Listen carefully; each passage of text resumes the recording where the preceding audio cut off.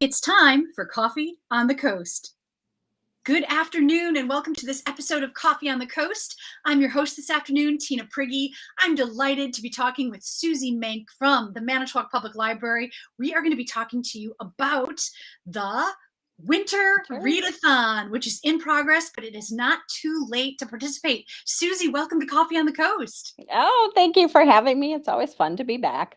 It's so good to see you. So what I like on this graphic that you shared is it says, snow is falling, books are calling. So tell us a little bit about the Winter Readathon. It goes through March 5th.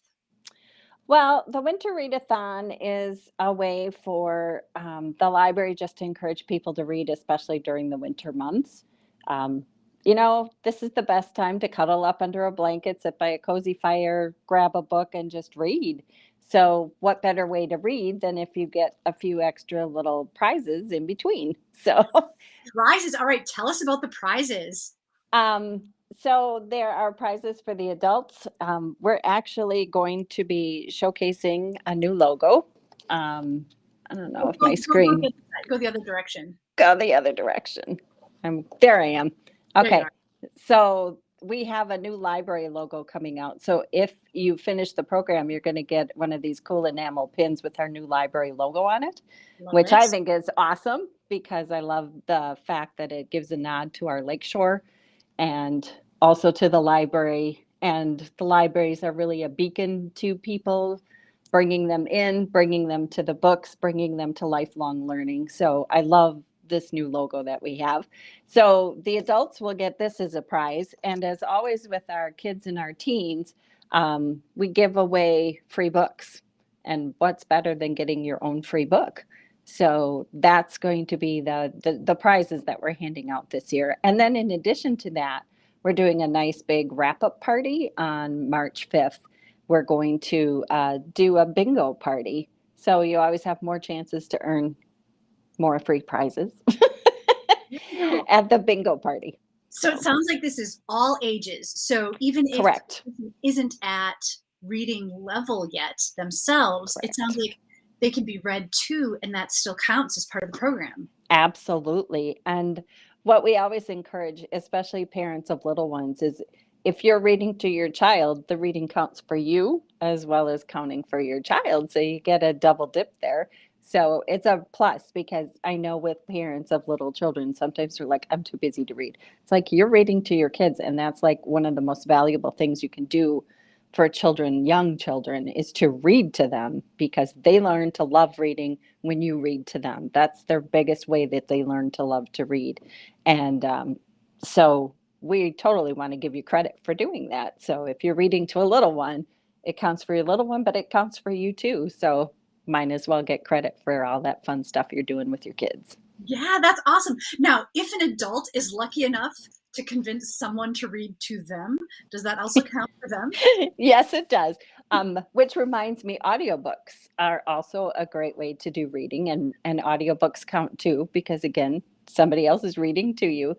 I'm a huge fan of audiobooks. I love our Libby app for that reason, because I love to download them onto my phone.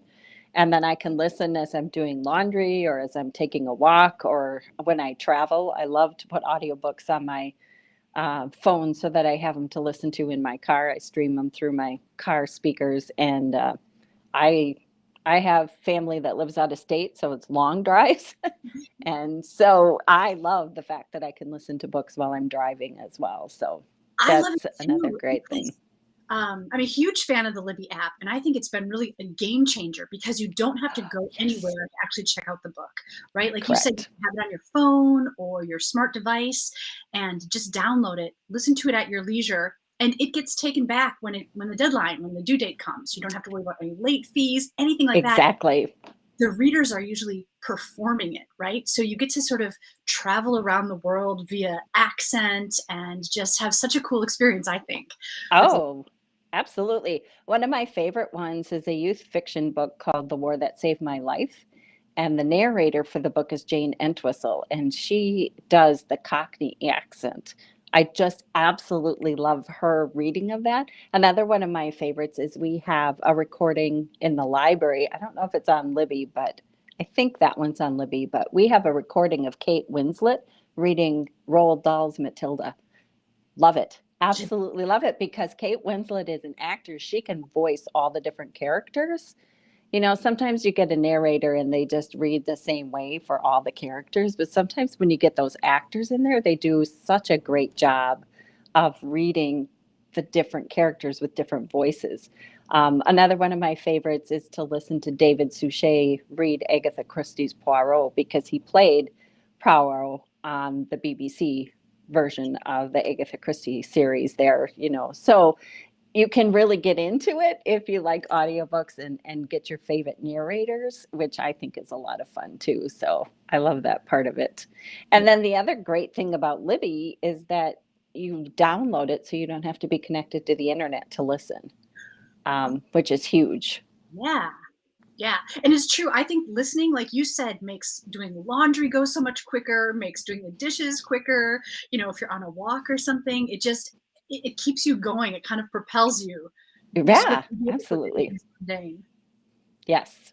So we mentioned a ahead. lot of different styles of books just now and ways to, read or listen to the books. So there's no limitation to what somebody could be reading or listening to, right? There's no certain genres required. No, absolutely not. We're just looking for people to read on a regular basis, to get credit for their love of reading. Some people, my own kids are more of nonfiction readers. So they like to read, how to have good conversations or how to have the difficult conversation. That's what they're reading because it works for what they do for their jobs. But, whatever your favorite kind of reading is, magazines, newspapers. And by the way, Libby has magazines now. So that's a really cool addition. You can download and check out magazines on Libby as well. So there's really no reason not to read when you have all these opportunities. So we're just encouraging everybody to get a little credit for their reading. So to get this credit, to be part of the Winter Readathon, I'm going to put this graphic back up. It has already started, but don't worry, it's not too late because it's only a 10-hour requirement. And it's through March 5th, all ages, and they have to register. Is that right, Susie? They do. They either need to pick up a reading log sheet at a desk, or they can register themselves through our Beanstack app. We've talked about that before. We use Beanstack for our summer reading program. This is, I think, like the 4th challenge that we've done through the Beanstack app.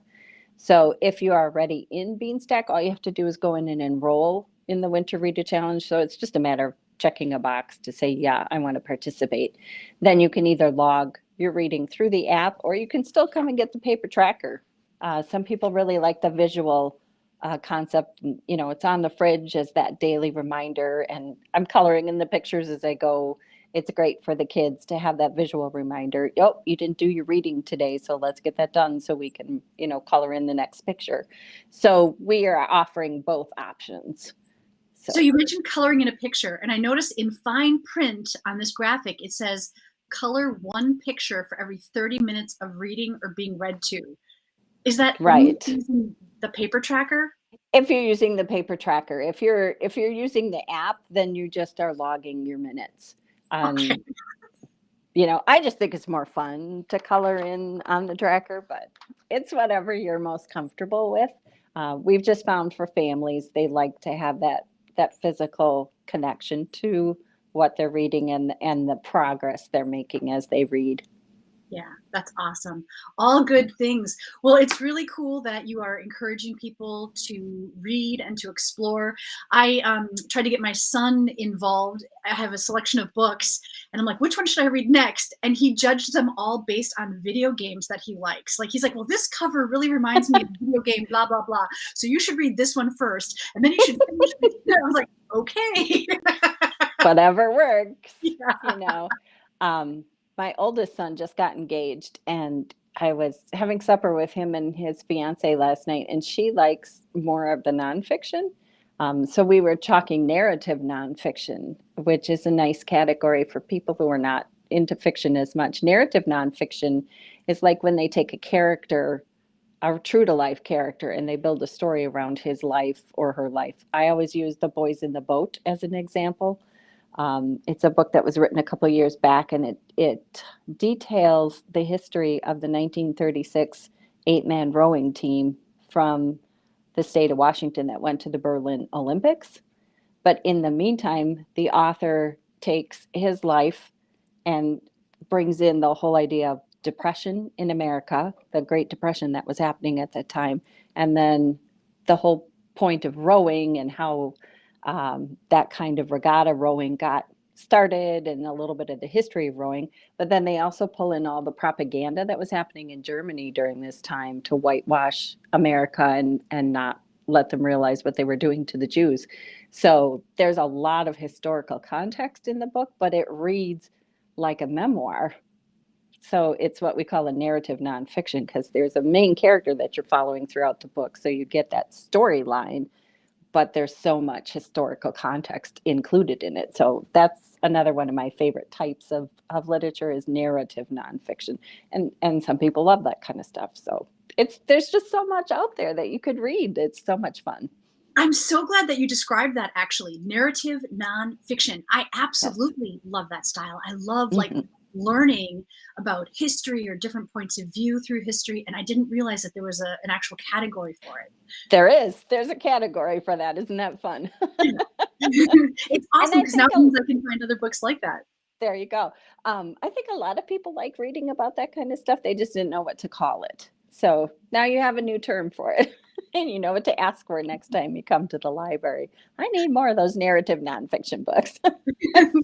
Our librarians are the best. Okay, so one last time before we wrap it up, let's remind people we are talking about the Manitowoc Public Library Winter Readathon. It is currently in progress, goes through March 5th. You can register today. You can participate and be eligible to win some cool prizes. And tell us again, so you said the bingo event was going to be on March 5th. March 5th, it's going to run from 11 a.m. to 1 p.m. So we're going to do a 2-hour event where people can come and go as they like. And we'll be playing bingo games. And then as you win your bingo game, you'll have an opportunity to get more prizes there. We're going to have all sorts of odds and ends for prizes. So lots of fun stuff, candy bars, snacks, drinks, everything. We always have fun with those kinds of things. So awesome. And like Susie said, you can go to the library and pick up a paper tracker, or from the convenience of anywhere you have a Wi-Fi signal, you can use the Beanstalk app and register that way and start logging your reading. Yeah. Thanks so much, Susie, for joining us. It's always fun. Happy reading to everyone. And we look forward to seeing everyone next time on Coffee on the Coast. Thank you.